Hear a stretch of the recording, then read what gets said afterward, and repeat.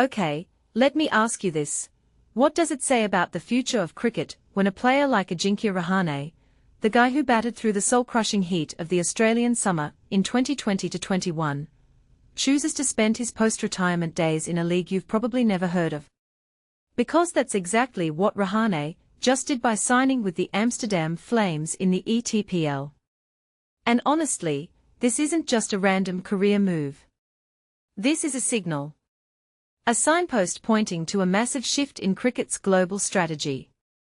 Let's unpack why this matters, why Rahane's name here is genius branding, and why Europe might be the sport's next frontier.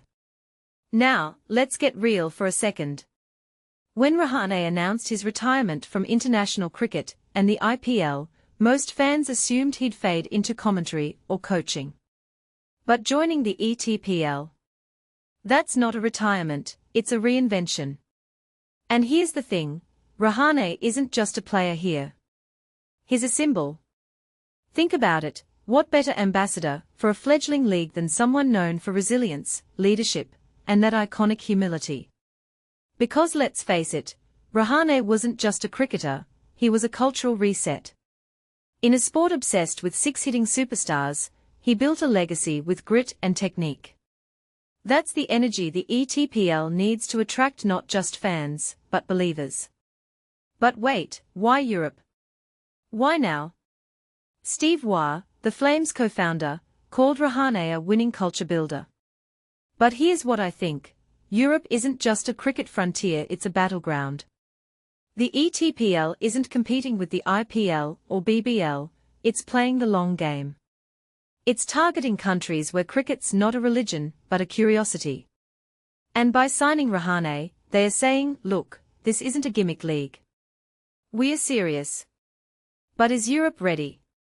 I mean, the Netherlands has a cricket history dating back to the 1800s, but let's be honest, the world's attention span is short.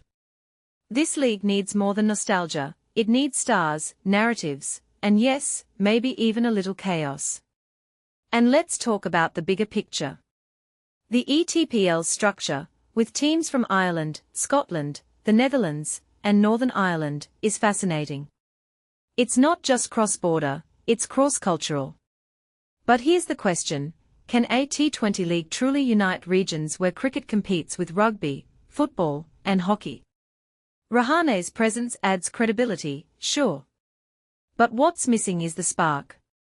The David Warner, the Chris Gayle chaos that makes T20 leagues go viral. Yet, by stacking their squad with Mitchell Marsh, Steve Smith, and Tim David, the Flames are balancing pedigree with star power. But does that translate to fan passion? Or is this just a glorified practice tournament? What Rahane's move really highlights, though, is the changing identity of post-retirement careers. This isn't about chasing money, it's about legacy. He's not playing for cash, he's playing for impact. And that's the angle we are missing. Players today aren't just athletes, they are global ambassadors. When Rahane talks about lasting impact off the field, he's not spouting PR fluff. He's acknowledging that cricket's future isn't just in Asia or Australia, it's in places where the sport has to earn its place. Which makes me wonder, is the ETPL a genuine growth engine, or just a vanity project for cricket's boardroom idealists? But let's zoom out. This isn't just about Rahane. It's about what his decision represents. The ETPL is a test lab for cricket's globalization experiment. If it works, we could see leagues popping up in Germany, France, even Scandinavia.